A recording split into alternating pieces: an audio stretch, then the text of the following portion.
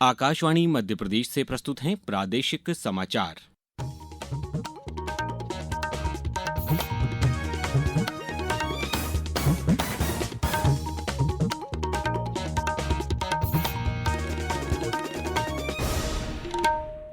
नमस्कार, समाचारों के साथ मैं अभिषेक कटियार। सबसे पहले इस बुलेटिन के मुख्य समाचार। केंद्र सरकार ने देश की छठी सेमीकंडक्टर इकाई को दी मंजूरी। उत्तर प्रदेश के जेवर में की जाएगी स्थापित। ऑपरेशन सिंदूर की सफलता से उत्साहित होकर देश में तिरंगा रैली का आयोजन। प्रदेश में भी तैयारियां जारी।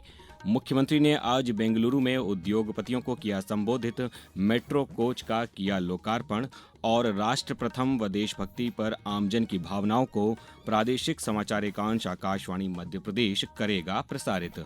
अब समाचार विस्तार से। केंद्र सरकार ने उत्तर प्रदेश में जेवर हवाई अड्डे के पास एक सेमीकंडक्टर इकाई स्थापित करने की स्वीकृति दे दी है।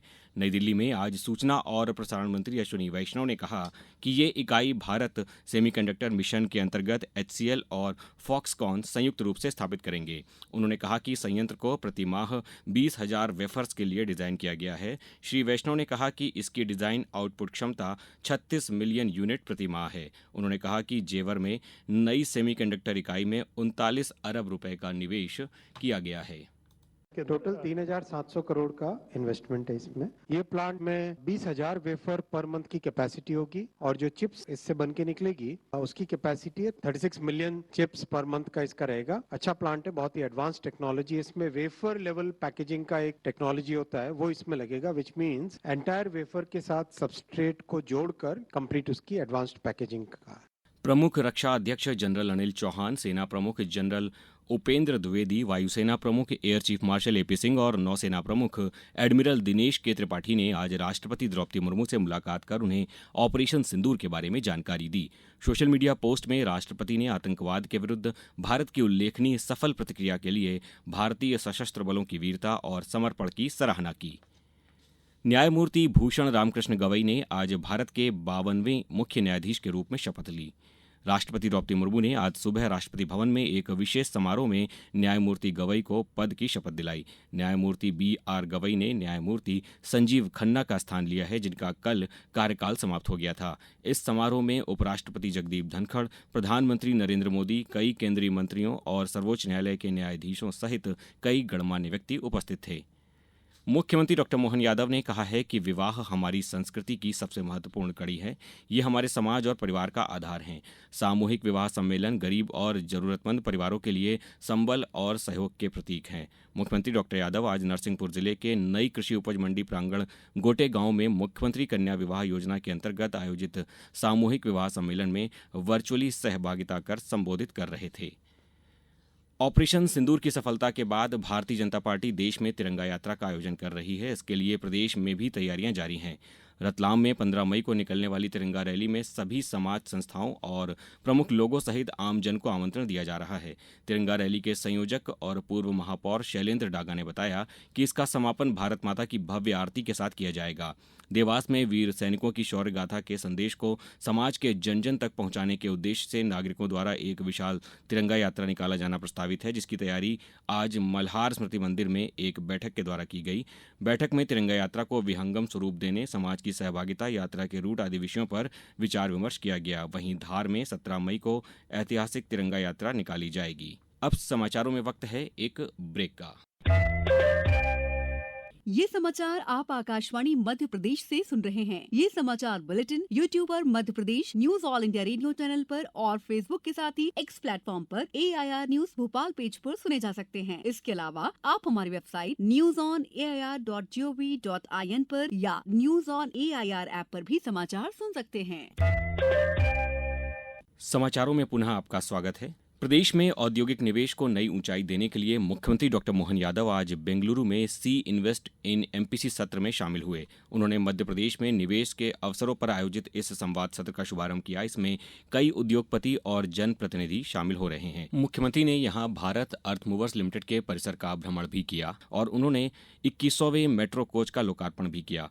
मुख्यमंत्री ने इंटीग्रेटेड डिजाइन सेंटर को भी देखा। इस अवसर पर BEML के अध्यक्ष को रायसेन में नई इकाई लगाने के लिए भूमि आवंटन पत्र भी मुख्यमंत्री ने सौंपा।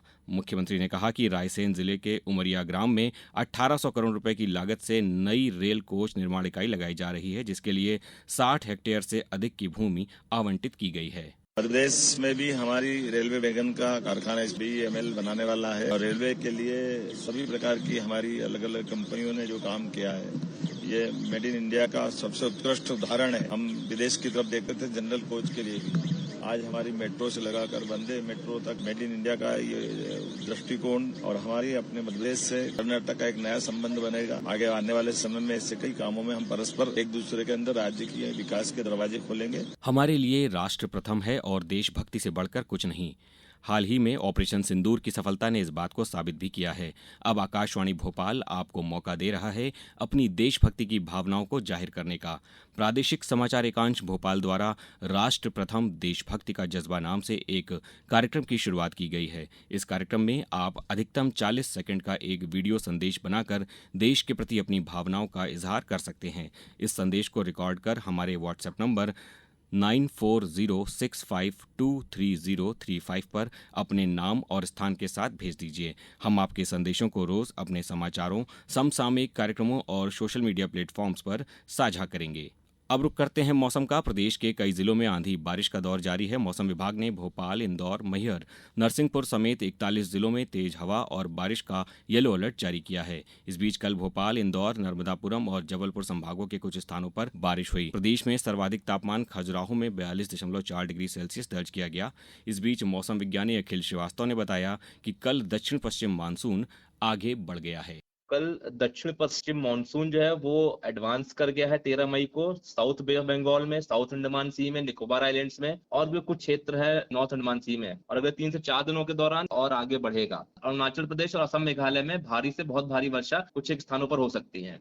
अब कुछ समाचार संक्षेप में। नीमच जिले में जलगंगा संवर्धन अभियान के तहत ग्राम पंचायत सावन में जल संवर्धन और संरक्षण के लिए 20 भुजा माता मंदिर तालाब घाट पर श्रमदान कर साफ सफाई की गई। कटनी में विभिन्न आपात परिस्थितियों से निपटने के लिए पुलिस विभाग, जिला प्रशासन, अग्निशमन और स्वास्थ्य विभाग तथा नगर निगम व अन्य संबंधित विभागों के समन्वय से एक मॉक ड्रिल का आयोजन किया गया। खंडवा जिले में राष्ट्रीय एड्स नियंत्रण कार्यक्रम के अंतर्गत जिले की स्वास्थ्य संस्थाओं में 15 मई से 3 जून तक इंटीग्रेटेड हेल्थ कैंप लगाए जाएंगे। आगरमालवा जिले के स्वामी विवेकानंद शासकीय महाविद्यालय में विधिक साक्षरता कार्यक्रम के तहत न्यायाधीश अखिलेश कुमार धाकड़ ने लैंगिक कानून, सोशल मीडिया के दुरुपयोग के परिणामों के प्रति जागरूकता संदेश दिया। झाबुआ जिले की तहसील रामा में कलेक्टर नेहा मीना के मार्गदर्शन में कल 122 सिविल डिफेंस वॉलंटियर्स का प्रशिक्षण पंचायत के सभागृह में आयोजित किया गया। उमरिया जिले की ग्राम पंचायत भरौला में आज नालसा आदिवासियों के संरक्षण और प्रवर्तन के लिए विधिक साक्षरता शिविर का आयोजन किया गया। और जबलपुर के शहपुरा पाटन के बीच एक तेज रफ्तार अज्ञात वाहन ने बाइक सवार 3 युवकों को रौंद दिया। इस घटना में 2 युवकों की मौके पर ही मौत हो गई, जबकि एक घायल हो गया। इस बुलेटिन में बस इतना ही। अगला बुलेटिन सुबह 7:10 पर। नमस्कार।